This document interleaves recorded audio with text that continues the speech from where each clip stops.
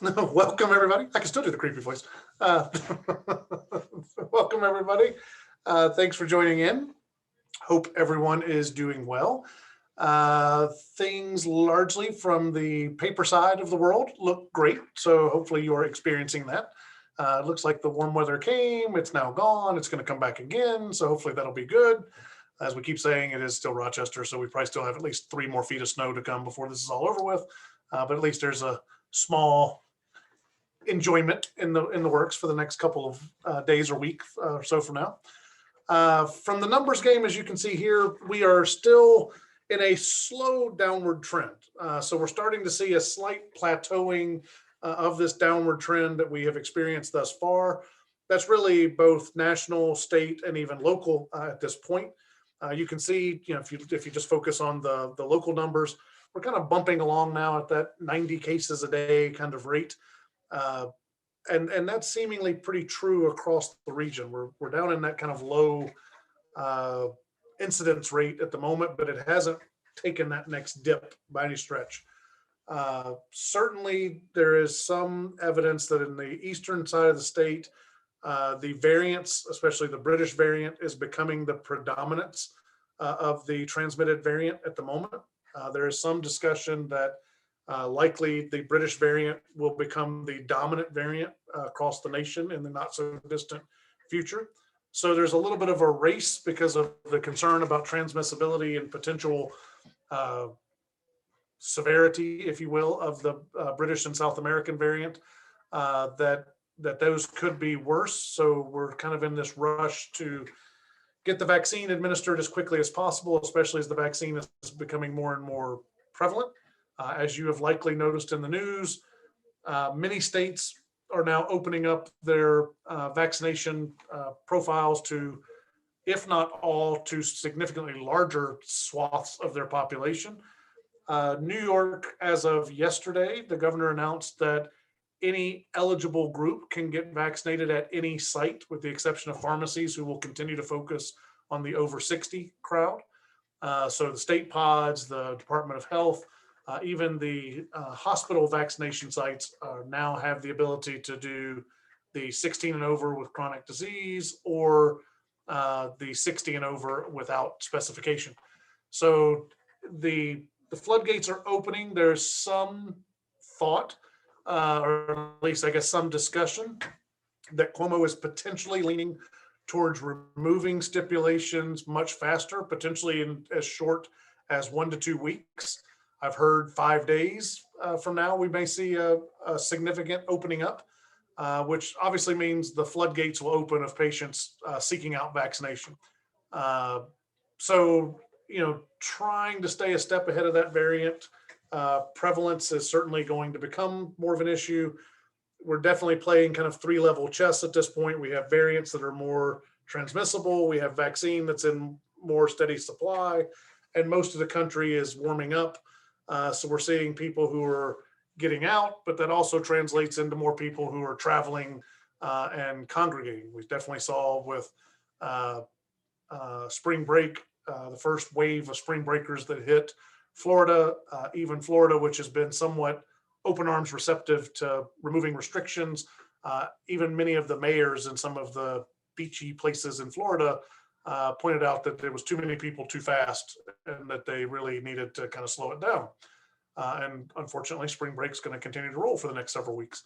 So we'll see how all this plays out. There's probably more variables in the game now than ever before.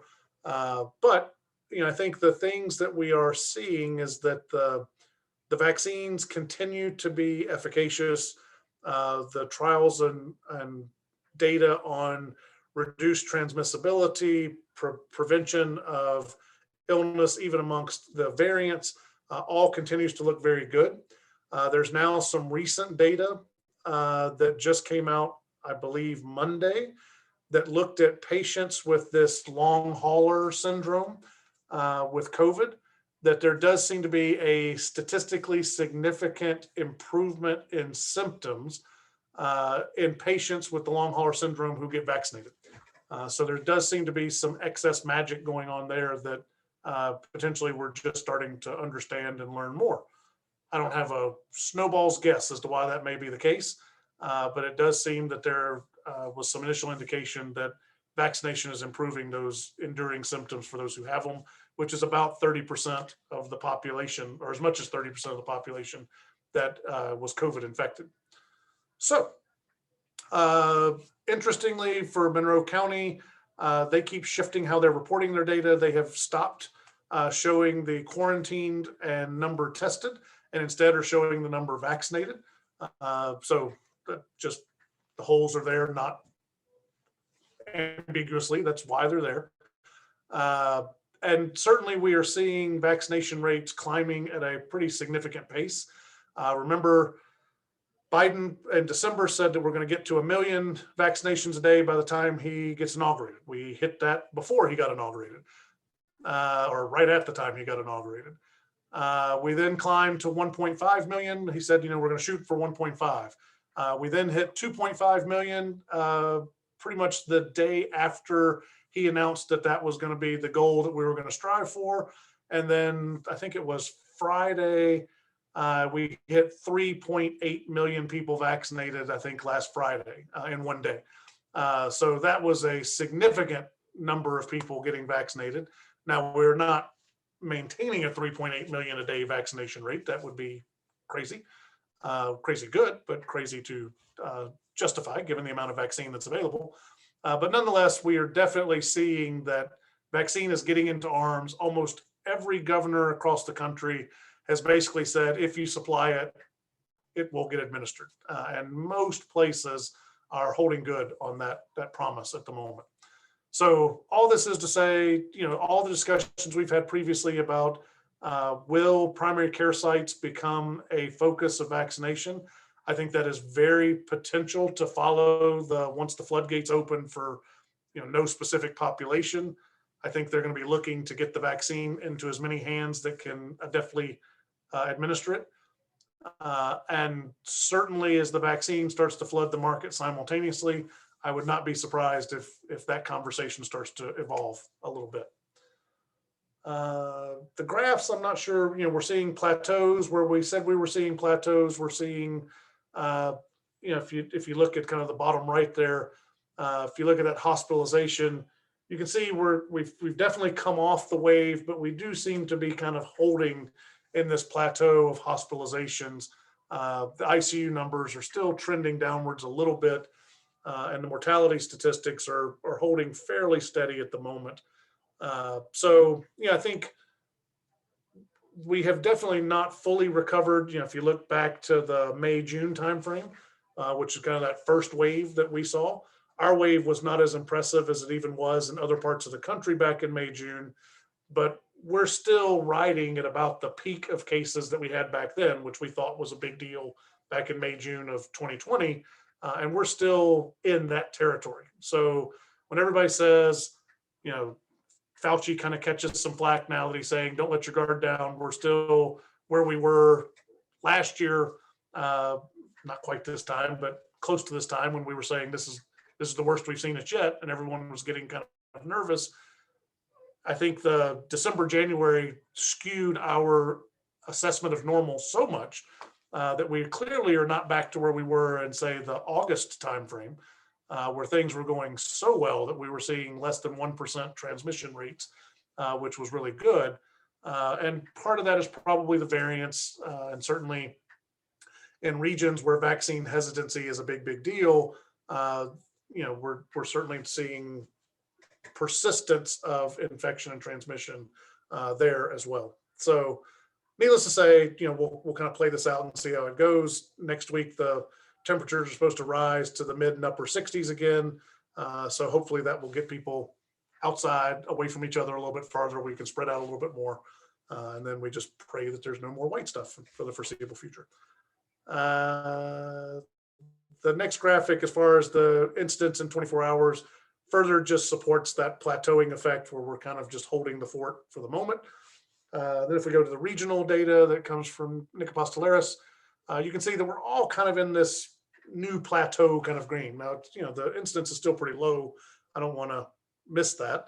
And like we said before, once you get into that, I think it's less than 2% where community transmission is considered to not be a thing.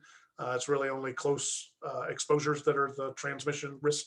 We're not clearly at that sub 2% across the region yet, but we're definitely there in Monroe County. We're definitely there in some other of the surrounding areas. But what the variants could do to that still remain to be seen to some extent. Okay, so moving on to testing. So there's been a lot of discussion about the potential of going back to in-office testing or revisiting that consideration. And I think this is a waxing, waning conversation. I will say that from the laboratory side, testing availability is at an all-time high. It was reiterated on the command center call yesterday that the lab is, as norm, returning tests in less than 24 hours at this point. So there's that, coupled with the conglomerate of we're going to be seeing more people potentially traveling restrictions are being changed. What happens as we get more into the fall? What happens as schools start to open back up to more in person? And kids are potentially going to come in with the sniffles and need to be tested so that they can return to school quickly. I think all of these are interesting prospects. How much of it is the lab being readily available and having a turnaround of less than 24 hours is good enough that we don't want to pursue in-office testing with the antigen test, which, as good as they are, still have some deficits as far as performance compared to PCR. So I think this is a conversation we've started to have internally. I don't know that there's a right answer to that question, but certainly if folks have strong feelings, or if in your office you're beginning to consider that you think an office-based testing solution is superior for you, and for some reason or another, it may be worth reaching out. Let's have that conversation to see how we can support, either so that we all kind of do a similar platform and maybe get some economy of scale, or at least have similar sensitivity specificities, so that we don't have one group buying one that's $3 cheaper, but getting a sensitivity that's 12% less, kind of thing. So let me know if you have strong considerations. We'll continue to arm wrestle on the backside of what's the relative benefits and merits of all the options on the table, and then we'll give you our best guess as what we think is the best option for right now. So more to come on that. For vaccination, lots of news in the vaccine world. So Allegheny County and Steuben, as we talked before, had been kind of leading the way as far as paucity of vaccine administration. Orleans County has now jumped ahead. So Orleans County is the lowest rate of vaccination in the state. Actually, they're tied with Bronx County.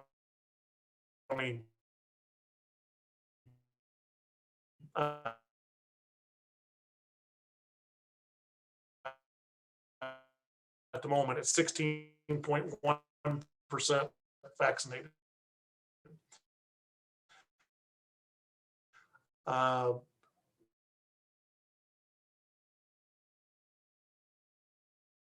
Steuben County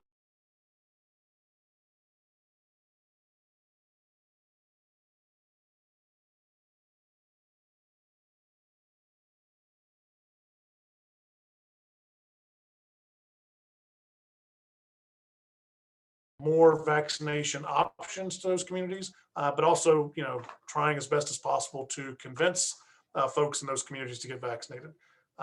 It was not lost on the Republican administration, and actually, for once, it seems the Republican administration has been able to convince Trump to do something, which is saying a lot in and of itself. But many of you may have noticed that Trump actually published or did an interview with Fox News last night, where he actually said many of his supporters are ones who would be hesitant to get vaccinated. And he recommended that all of them get vaccinated, or that most of them should be vaccinated. So that actually is a big thing. I think even just getting that much of support may move folks in those communities more so than all the health enterprise trying to negotiate or push them in that direction. The other thing I want to raise is it has become more available than the issue has been raised at this point, whereas it was the inverse before. So previously there was a lot of concern for homebound patients, especially in the more rural, because transportation is already a limiting factor, but homebound was almost a preventive hurdle that no one was able to cross. We now have several different groups that are willing to go out and do administration to homebound individuals. Certain of the affiliate hospitals have outreach programs. Home care has expressed interest, and even the U of R emergency department physicians have agreed, or I should say providers, have agreed to try to do some outreach for homebound individuals. So if you have patients in your practice who currently meet the criteria for vaccination, but because of limitations, because of physical whatever limitations, they are homebound and thus unable to reach even local community vaccination opportunities, reach out and let us know, because it may be that we can forward those names to appropriate individuals who can help with that process. Likewise, because of recent negotiations between the hospitals and the State Department of Health, and I think I alluded to this last week, the medical centers, which were getting relatively small amounts of vaccine, and it was earmarked only for 1A individuals and then 1B if they had leftover, that has now been removed. So now hospitals can do 1A, 1B, 60 and over, and 16 and over with chronic conditions, and have been getting excess supply and excess reallocation from the hub to help move this vaccine more effectively. So you likely will see where we'd seen kind of a diminution of outreach from U of R and Rochester Regional and their affiliates in the vaccination effort because they just weren't getting a supply. That is now cranking back up again. And so you likely will see more patients getting vaccinated through the health system's approach as allocation is flowing back in that direction, and their palette of patients that they can reach out to has grown just in the last 3 to 4 days. The final thing I want to talk about vaccine, many of you notice this is not an issue in the United States because AstraZeneca has not yet been approved in the US for use, but several of the European Union countries have now pulled back on potential associations with clotting issues in patients who were vaccinated. So AstraZeneca has come back strongly and said that there is no physiologic evidence or association as to why their vaccine would be associated with clotting disorders. Yet, at least in some of these countries, who were some of the first to approve any vaccine, but AstraZeneca being the first that they approved in some cases, many of these countries have now pulled back and paused AstraZeneca vaccination programs for that reason.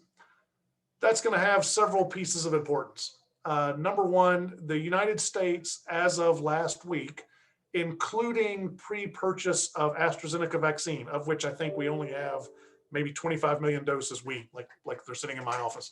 The United States has 25 million doses that I think are in hand currently, but are not approved for administration, but they had contract to buy more. So the United States had purchase agreements for 850 million doses that they would have received by fall of this year.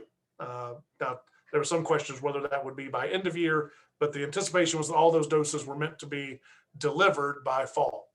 So when you hear about Mexico reaching out and some of the other countries reaching out, asking if the US will redistribute vaccine to them, it's because the US has more vaccine than they can actually use because we have more than we have population.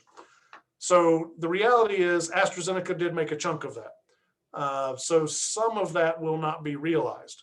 We still, with the 3 manufacturers that are approved currently in the US, and with the negotiations that have happened with the current administration, we still should have enough to administer to every man, woman, and child over the age of 16. And we probably have enough to get children, if and when approved, presuming that hesitancy and people who will refuse vaccine will still constitute a chunk of the population. So we likely have enough vaccine at this point scheduled by the end of the year to still vaccinate our population, regardless of what happens with AstraZeneca. However, many other countries, especially in Europe and other countries, are much more dependent upon AstraZeneca as a significant chunk of their. So if that gets paused, or if AstraZeneca suddenly gets removed because of potential clotting risk, that will have ripple effects about international travel, about folks who are inbound from other countries, because that herd immunity, global herd immunity, will suffer dramatically without AstraZeneca being in the mix. So, we'll see how this plays out. It's, it doesn't have any direct bearing at this moment, but because this is a worldwide pandemic, obviously this will have worldwide ripple effects on what this really means for when do things start really normalizing. When can everybody go see the Eiffel Tower and that kind of thing? So right now you can go see the Eiffel Tower, just don't go to Germany or Poland or some of the other far Eastern European Union countries, because they were the ones who were more dependent on AstraZeneca. So there's that. So more to come on that. We'll kind of continue to follow and see where that goes. Otherwise, I think I've said my piece. Everyone hopefully got big boxes of PPE coming back to their office today. Kevin Kelly was the man as far as unloading the shipping warehouse. So that pretty much empties our supply at this point. If people call next week and say they're out of something, dear Lord, what are you doing with that PPE? Unless you're doing like dress up costume contest or something. And in that case, you don't need any more, you're done. So the goal now is to transition everyone over to this Vizient Medline GPO relationship. But as we said before, we keep our iron in the fire so that if something happens with allocation or worldwide availability becomes an issue, we can reactivate that at any time. But we will now happily retire our hand trucks. And as much as it was lovely seeing you in the parking lot of Corporate Woods, feel free to drive by and just say hi, have a cup of coffee. But we will not be bringing boxes of goodies out, at least for the foreseeable future. So thank you to everyone, but specifically the AHP team, Kevin, Jenny, Katie, Jen, Renee, LJ, everybody who has been Willie, Sam. Willie, yes, I'd say pretty much the entire AHP team has been involved in this some way or another. So thanks to everybody for the hard work of carrying loads of boxes and repackaging and driving to ship warehouses and loading docks and all that, because that was all good fun. But it has now been over a year that we have been in the PPE business, which God knows if you'd asked 13 months ago, we would have all giggled that there would ever be a time where AHP would ever be involved in such a thing, or that we'd even have these kind of conversations on a routine basis. And what a difference a year makes. So thank you to everybody, but that part of our enjoyment will be retiring now, which is good. So with that, I will turn it over to LJ, if LJ has anything for today. Only just a brief update, and there's a lot of noise going on behind me, so I apologize for the background. I think that a number of you have reached out with concerns about some more inconsistencies that are happening between school nursing offices and what patients are being told when they're screened positive for COVID symptoms, that COVID testing is really not necessary, just go see your PCP. This is not a uniform approach, but it's happening in enough schools and districts that we are trying, through the context with the Schools Reopening Safely Task Force, to reach back out, reiterate the point that if the student screens positive for symptoms, they need an assessment, that most likely they will get a COVID test. It will be up to the PCP seeing them or the healthcare provider seeing them to determine that, but that most patients will require a COVID test. And we think that's particularly important for all the reasons that Chad just said. We're entering allergy season. And hopefully more kids are coming back to in-person learning. So we are likely to see more kids who are coming in for that assessment. So there also is likely, some people think it's AHP who's hosting those. We are active sponsors and participants, but we're not the hosts. I just get to facilitate it. But there is going to be another meeting in April. Hopefully we'll help get people aligned more. And that's really it on my end. Fix schools, districts, nursing offices where you're having difficulty. It actually helps to know and reemphasize them. And do we know if schools will accept rapid tests? There are different types of rapid tests. So if it's a rapid test like SUMPAB, which is the Cepheid test or the Roche test, that is considered acceptable. But if it's an antigen test, that is not acceptable. The schools really have stood by the fact that, and what we have sort of held as a community standard, that a PCR test really is indicated for a patient who is symptomatic. So I think you have to ask that next level of question, not just rapid, but what type of rapid. And any other questions? Oh, sorry, John. LJ's running the tiki bar in the background, so she'll be doing drinks after this with the blenders going. And number two, the other thing that I should have mentioned when I was bringing up the testing is, remember that as the prevalence rate of disease starts to fall, the false positive, false negative concerns of antigen testing start to rise. So it puts us back in that catch-22 of antigen testing was looking pretty good when we had a prevalence rate of about 10 to 11% in the population who were testing positive. Now, as we sink below 2% and now even sinking below 1.5%, the potential for false signals is a concern. And so that the specificity of the, or sensitivity, I should say, of the PCR test may become more important now than even before. So.